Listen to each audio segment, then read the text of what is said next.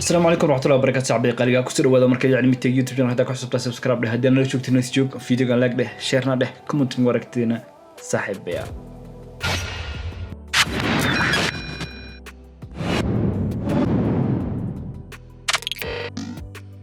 اسكسنا قدرنا نكسر صاحب بيا قليقا فيديو كان ما أنتم حكوا سابسين هاي وآيفون كتشاتشر كيسة مرة قار وحكوا ده عكرتا وأنا كان يقول عضي صاحب بيا نقول عضي إن موبايل كذا adigu ku ogaa inuu fiicnaay oo charger ka si fiican u qaadanayay markii aad charger ka gelisid oo charger ka diido hadii charger kaada aad mobile qof kale gelisid waaw qaadanaya ama ku soconaya halkaasna waxa kaaga cad in charger kaada uusan ciladeysnayn hadaba waxa jirta cilad yar ayaa jirta oo markaas ana la cilad bixin karo hadii markaas aadan aqoonin farsamadaasna waxa aad geynaysaa mobile kaada farsamo yaqaan ayaad u geynaysaa halkaasna lacag ayuu kaaga dilanaya hadaba saaxiibeen waxaan kula wadaagayaa hal farsamo oo yariis ah oo markaas second ka qaadanaynin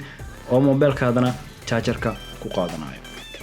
hadda waa kana ana mobile kii charger ka aan geliyo ma qaadanayo oo wax ma sheegayo waa kaliya waxa u baahan tahay stakinkan ayaa u baahan tahay hal piece oo stakin ayaad soo qaadanaysaa farsamadaas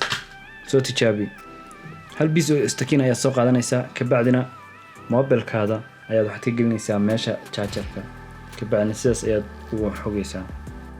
waxaad ka samayn kartaa geedkan inuu waaweyn yahay laga yaabaa marka mid khafiif ayaad ka dhigaysaa baalgiga mobile-ka gudaha u galayo marka qaabkaas ayaan soo qaatay khafiif ayaan ka dhigay oo ku soo saaraysaa sidii inaad wax soo saaraysid camal oo kale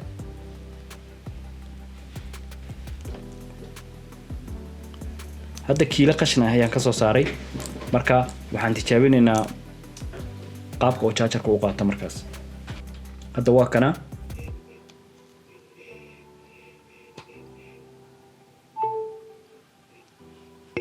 diyaar weeyaan maalintii ugu horreysay ciladan ugu dhacday waxaan ku dhawaaday inaan geeyo farsamo yaqaan mobile-ka halkaasna lacag ayaa la iga dil rabay saaxiibayaal intan video xiga ku kulmi doona waxaan idinka ka tagayaa assalaamu calaykum waraxmatullaahi wabarakaatuh